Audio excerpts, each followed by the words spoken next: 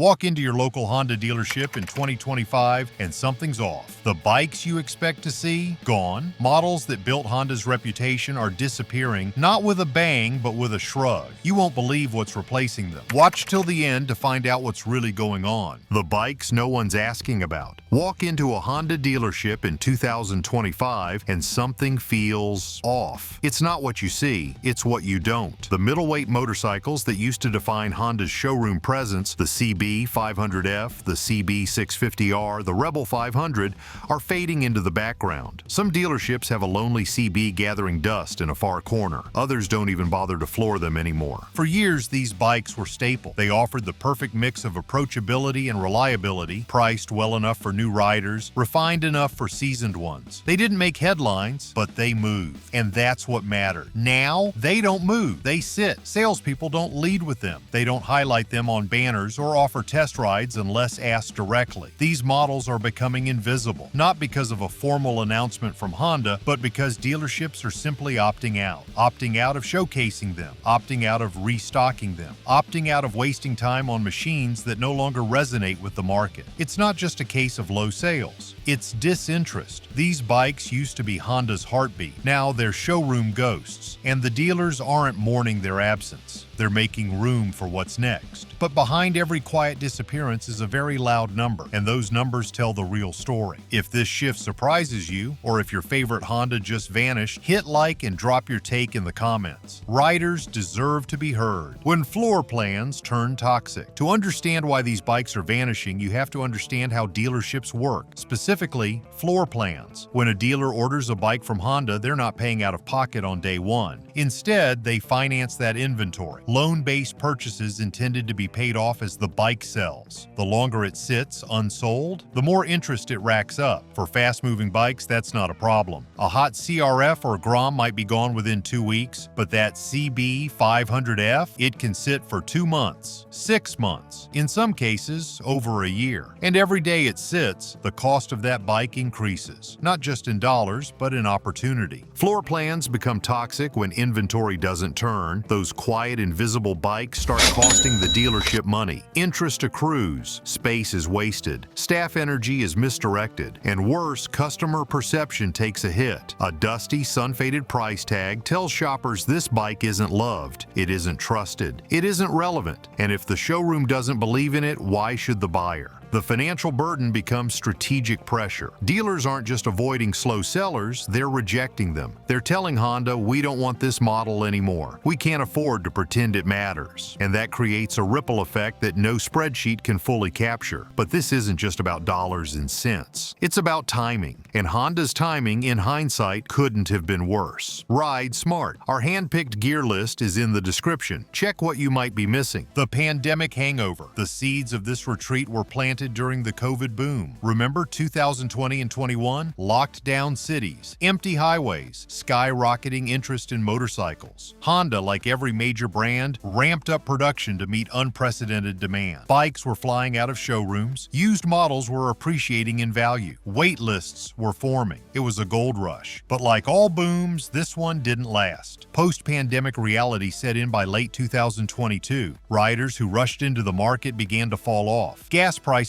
normalized, remote work declined, disposable income shrank, and suddenly the wave of buyers vanished. But the inventory, it kept arriving. Dealers were still receiving shipments based on last year's demand, and they were running out of people to sell them to. This mismatch hit Honda hard because the bikes they had overproduced weren't flashy flagships or low-cost scooters. They were the middle-of-the-road, good but not thrilling models. The CB 500 series, the Rebel 500, bikes that served a purpose when choices were few and demand was high, but lost their shine once the market got choosy again. And the choosiness wasn't random. Riders didn't just want any bike, they wanted value or wow factor. And Honda's post-boom lineup had too little of either in the middle, which meant bikes that used to be safe bets were now liability. And for dealers already struggling with aging inventory, that shift hurt. But what made it worse wasn't external competition. It wasn't Kawasaki or Yamaha or Royal Enfield, it was Honda itself. Honda cannibalized itself. itself. Ironically, the final blow to these fading models didn't come from outside pressure. It came from inside the house. In trying to innovate and evolve, Honda accidentally undermined its own lineup. Take the Rebel 500. For years, it was Honda's accessible cruiser. Modern styling, decent torque, approachable price. But then came the Rebel 1100. More power, more tech, better ergonomics. Suddenly, the 500 felt unnecessary, not different enough to justify its existence, not affordable enough to justify its compromises. Or look at the CB500X, once the go-to adventure-style commuter. That bike had carved out a niche for years, until Honda launched the Transalp 750. More capable, more refined, more exciting, for not much more money. So who in their right mind would settle for the old CB? Even the CB650R,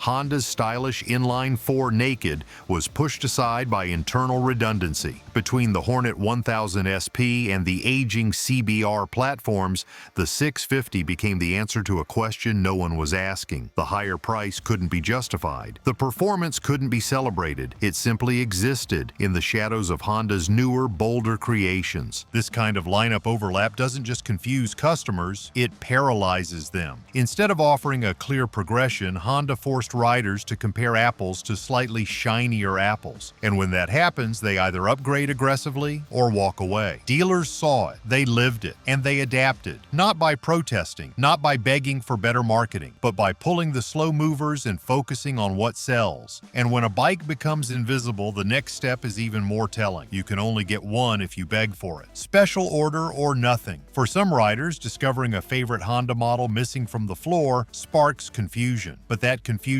turns to frustration when they ask about it and are told the truth. We don't stock that anymore, but we can order it. Special order only. That's what happens when a bike no longer earns its place in the showroom. It doesn't vanish entirely, it's demoted. Dealers remove it from their regular inventory cycle. It's no longer something they showcase. It becomes something they tolerate in small doses only if asked. And asking comes with waiting. Weeks, sometimes months. A rider who wants a CB650R today might get one eventually, but not without jumping through hoops. Financing delays, inventory search issues, allocation shortages. It's a bureaucratic maze wrapped around a model nobody's excited about anymore. This strategy isolates the buyer. It subtly punishes them for wanting the wrong bike. No one says it directly, but the message is clear. That's not what people are buying anymore. You sure you still want it? It's a demoralizing experience. Not because the bike is bad, but because it's out of sync with the times. And in 2025, the times have changed fast. And inside the showroom, that shift isn't just passive, it's active. The sales team has already picked sides. Internal boycott. Dealerships don't need official memos to make decisions. They operate on feel, on gut. And when a model starts dragging down the floor plan, when the promos don't help, when the interest isn't there, the staff knows. And they respond. The response? A quiet, coordinated boycott within the walls of the dealership. Salespeople stop pushing certain models, not because they're told to, but because they know better. If a Rebel 500 is sitting unsold for 6 months, why waste 20 minutes trying to pitch it when a CRF or Transalp will move in 5? Customers can feel it.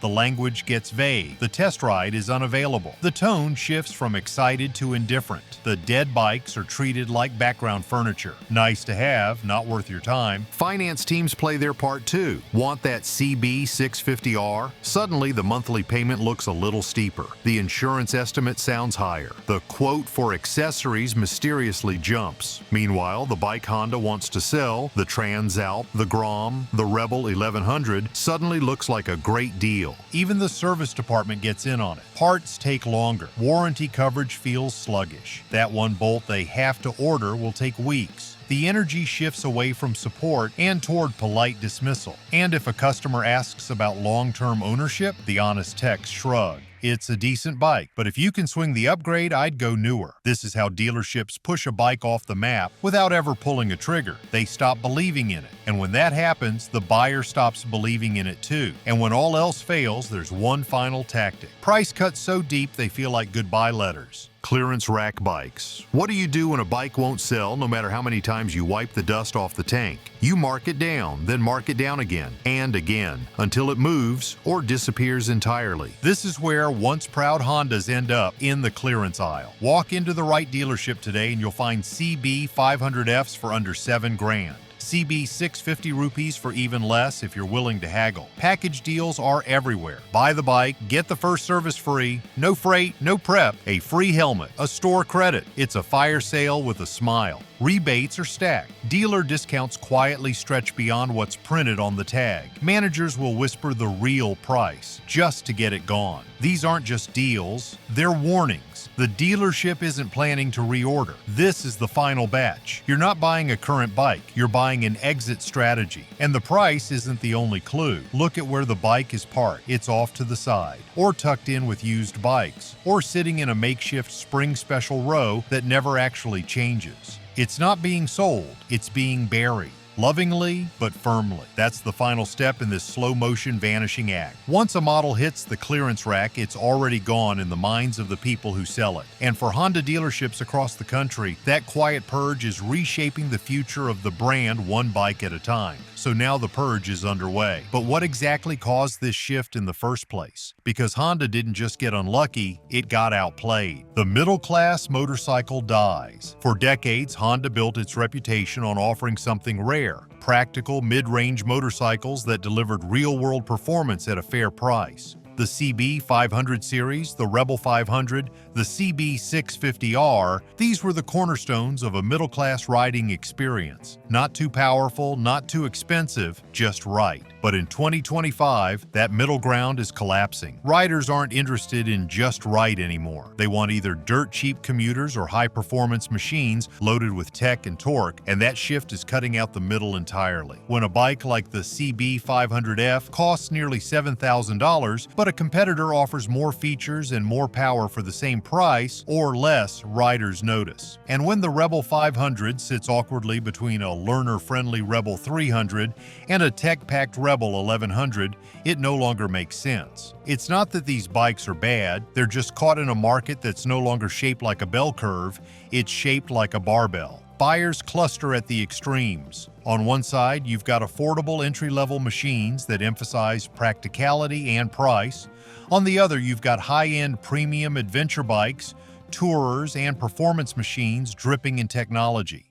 Honda's signature category, the reliable, balanced, mid-range motorcycle, is quietly disappearing. Not because it stopped working, but because it stopped selling. And in the showroom, that's all that matters. Dealerships can't afford to carry bikes that sit around waiting for a maybe. The middle-class motorcycle isn't dead because of competition. It's dying because today's buyers simply don't want middle-of-the-road anymore. And that realization hit Honda dealers hard. But while Honda stepped away from the center lane, other brands were more than ready to take their place. Room for rivals. As Honda pulls back from the mid-range segment, it's not just customers who notice, competitors do too, and they're not wasting time. Brands like CF Moto, Royal Enfield, Kawasaki, and Yamaha are now filling the exact space Honda is quietly abandoning. The CB 500X used to be the go-to lightweight adventure bike for commuters and casual tourers. Now, CF Moto's 800MT undercuts it on price and crushes it on features. TFT dash, ride modes, more horsepower for fewer dollars. Royal Enfield's Shotgun Sci 50 offers nostalgic styling with decent torque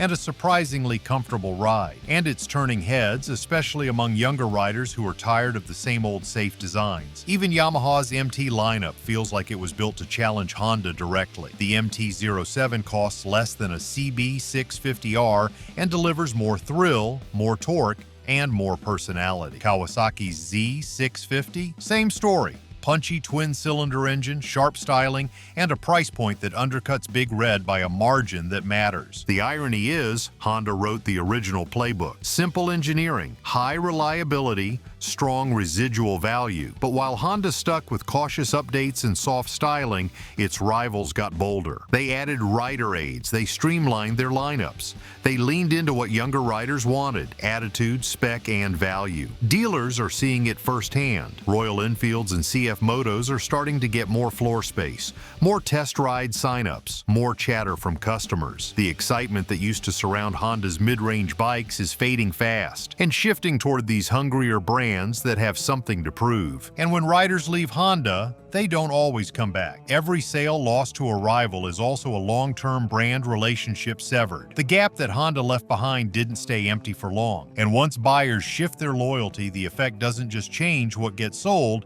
it transforms what stays behind. What's left on the floor? Walk into a Honda dealership in 2025 and the difference is impossible to miss. The once sprawling lineup of Rebels, CBs, and in-betweeners is shrinking. What's replacing it is leaner, faster moving, and far more focused. CRF dual sports like the CRF 300L still move fast. They're lightweight, nimble, and durable. Perfect for city riders, beginners, and off-road hobbyists alike. They're priced well, and they sell. The Grom and Navi, still cult classics. Still moving units like clockwork. These bikes are fun, approachable, and bulletproof. Everything a budget-conscious buyer wants. On the high end, Honda's energy has shifted as well. The NT 1100 is finally getting attention from touring riders who want Goldwing comfort without the Goldwing weight. The Africa Twin remains a favorite among the ADV crowd, especially with its recent upgrades to suspension and electronics. These bikes don't sit around, they roll out. And it's not just coincidence, it's strategy. Bikes that move get space. Bikes that stagnate, like the Rebel 500 or CB 500F, get pushed to the shadows or off the floor entirely. Dealerships are reallocating square footage to machines that pay the bills. Simple as that. Some salespeople even admit they prefer the change. It's easier to sell from a tighter lineup. Fewer options mean clearer decisions for buyers and less risk of pushing a bike no one wants. Honda's new floor presence isn't chaotic, it's calculated. What's left are bikes that sell themselves, the small and the specialized. The middle's been cut away like fat, and in a market this lean, every inch of floor space has to earn its keep. But outside the glossy showrooms,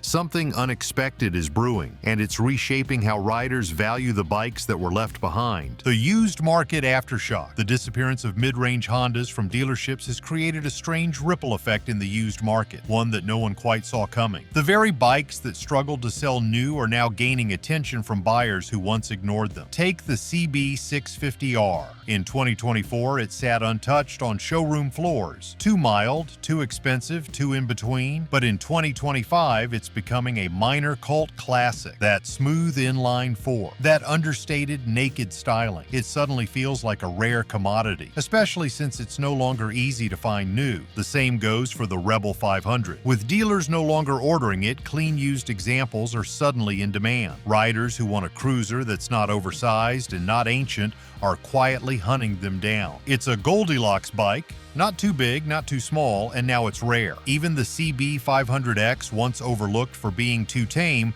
is seeing renewed interest. Some riders don't want the complexity of the Transalp or the price of a full ADV rig. They just want a simple bike that works. And used CB 500Xs still do that beautifully. The aftershock is clear. Limited supply is fueling nostalgia and raising perceived value. Parts demand is up. Online forums are buzzing. People are treating these dead bikes like future classics. It's a twist no one predicted. Honda pulled these bikes quietly, but their absence made them special again. And as fewer new models crowd the middle, the old ones start to matter more. And now, with the floor reset and the used market shifting, all eyes are on what Honda does next. Small bikes, big wins. The future isn't massive. It's nimble, cheap, and built for everyday chaos. At a time when many bikes are collecting dust in the back corner of showrooms, a handful of small displacement machines are doing the exact opposite. The Honda Navi, the Grom, the CRF 300L, the DAX. These aren't premium tourers or aggressive naked bikes.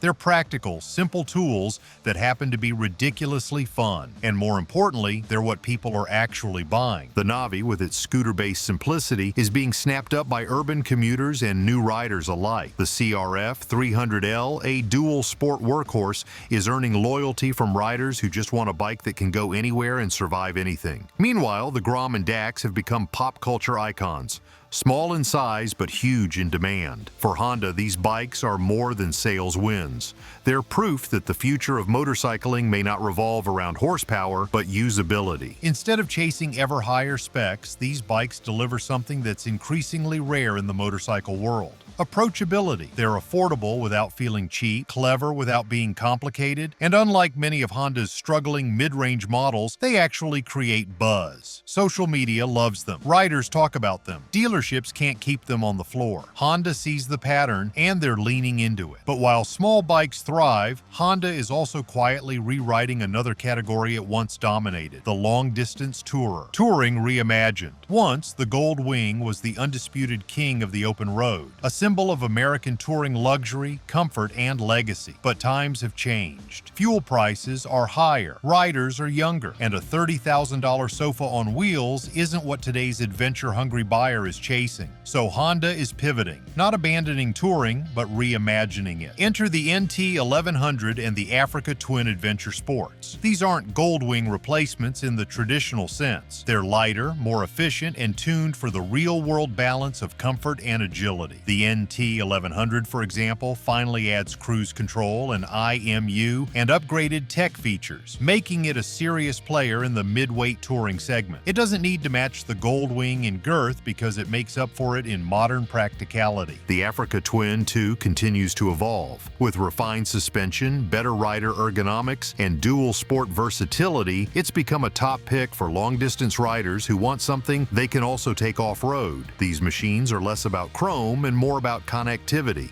appealing to riders who want a ride that adapts to both highways and side trails. Touring is not dying, it's just changing. Honda understands that the new generation of riders doesn't want size for the sake of it. They want comfort, capability, and a bike that doesn't feel like a burden in the garage. The old Goldwing might fade, but its DNA lives on in leaner, smarter successors. And that leaner approach isn't just limited to touring, it's becoming the philosophy behind Honda's entire motorcycle strategy. A lineup without fat. For decades, Honda's strength was its variety. From mini bikes to full-dress tourers, there was something for every rider, every budget, every niche. But in today's faster, more polarized market, that variety has become a liability. So Honda is changing tactics. The future isn't about offering everything, it's about offering what matters. Fewer nameplates, more modular platforms, smarter design, that's the direction. The days of overlapping models like the CB500F, CB650R, and CB1000R all fighting for the same buyer are coming to a close. Honda's new approach focuses on specialists. You want a small, city-focused cruiser? There's the Rebel 300. You want a tech-loaded, high-performance cruiser? Here's the Rebel 1100. Nothing in between. Just two clear, focused offerings that don't confuse the buyer or the dealer. This shift is about more than simplification. It's about economic survival. When you build bikes that are platform compatible across markets, you reduce manufacturing waste, you speed up R&D cycles, you make updates easier and inventory smarter, and most importantly, you stop competing with yourself. Honda is doing what every successful company eventually has to do, trimming the fat to strengthen the core. And in doing so, they're setting the stage for a lineup that doesn't just survive the next decade, it defines it. But while Honda makes its move, riders across the country are left asking the same question: what does this mean for us? Still here? That means you care about where this industry's headed. Subscribe now. We track the real story behind every shakeup. What riders need to know now. This isn't just about what's disappearing from showrooms, it's about what riders need to understand and how to prepare for what comes next. Because this isn't a temporary dip, it's a structural reset. Honda is reshaping its motorcycle business around lean inventory, smarter products, and targeted releases. And if you're a rider, you're going to feel it. Expect to see fewer bikes sitting on showroom floors, more special order models, more aggressive push on high-volume sellers, and less support for dead weight machines. If you're someone who loves bikes like the CB500X or CB650R, the time to grab one may be now, because odds are they won't be around much longer, and when they're gone, they won't come back. Meanwhile, expect Honda to double down on what sells: adventure bikes, urban commuters, small displacement fun machines, and in a few years, modular electric models designed for global platforms. The new Honda lineup won't look like the old one, and that's the point. This also changes how riders shop. You'll need to do more homework, know what you want, and be ready to act. The days of walking into a dealership and casually browsing 20 different bikes are over. The next era of Honda is more focused, more deliberate, and in some ways more competitive than ever. And that's not a bad thing, because what's coming may not look like the Honda Honda you remember, but it might just be the one that saves the company and the industry from itself. Honda's clearing the floor and entire categories are fading fast. But out there, some forgotten bikes are catching fire in the used market, and their value's about to explode. If you care about what's next, that's the video you need to watch next. And if this one opened your eyes, like, comment, and subscribe, because no one else is telling it like it is.